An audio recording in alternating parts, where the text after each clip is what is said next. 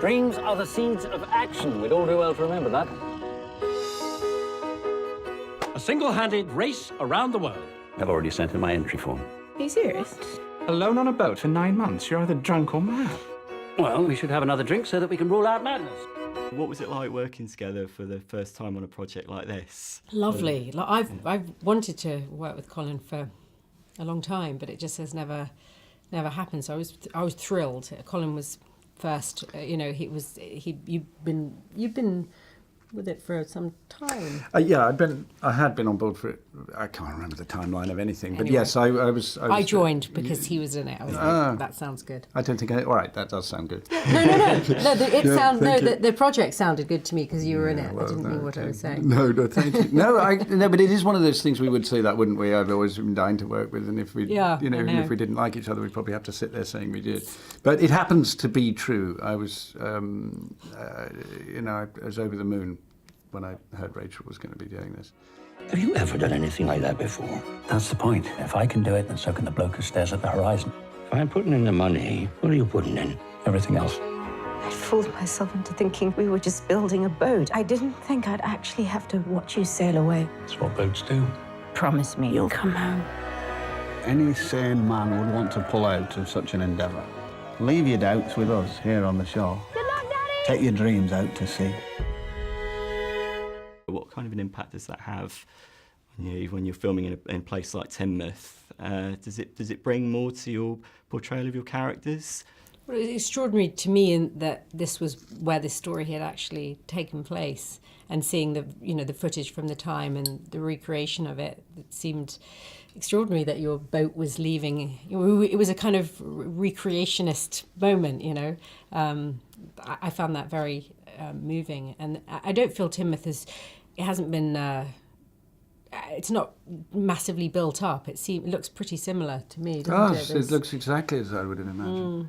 I mean, I've been living with this in my mind for so long, and one does that when you make a film.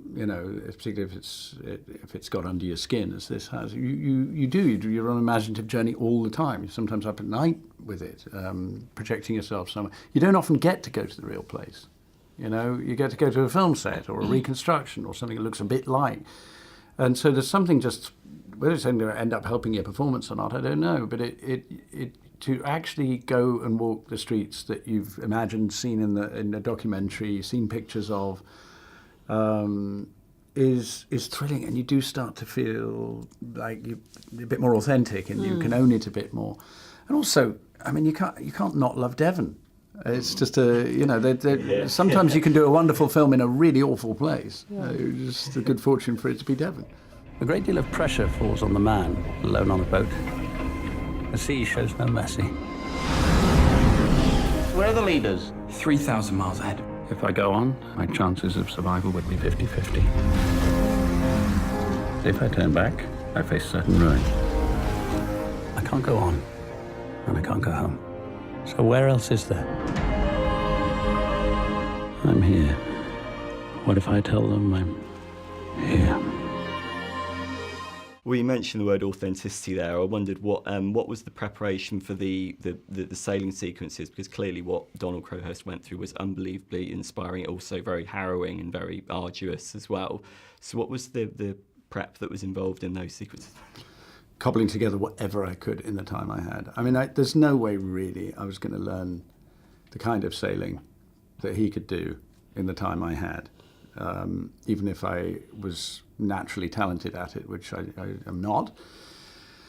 I got some quick sailing lessons in a reservoir in London, because that was where I could get to, and then I was sort of out in a remote island, and I got a chance to be on a little one-man multi-hull little fiberglass thing, with a few lessons as to just how to get from here to there, and that actually was quite helpful, because it meant I sort of knew what I was supposed to be doing when I'm pulling ropes about. That's where the wind's coming from. That's where you've got to get, how do you tack?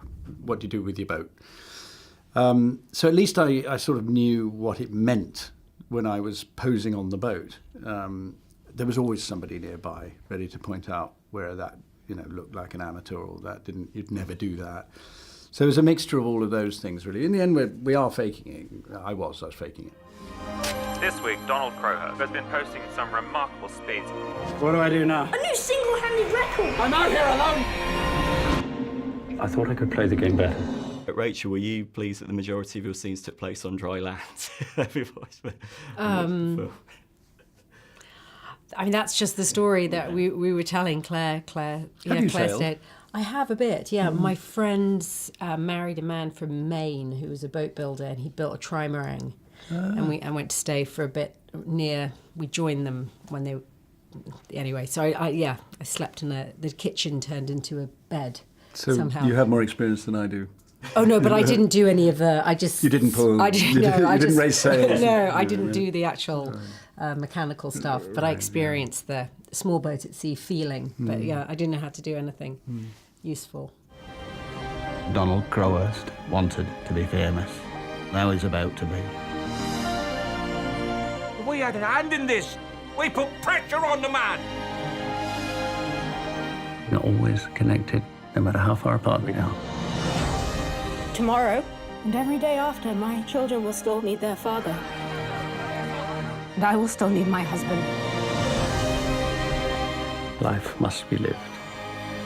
So the question becomes, what can you do to give it all meaning?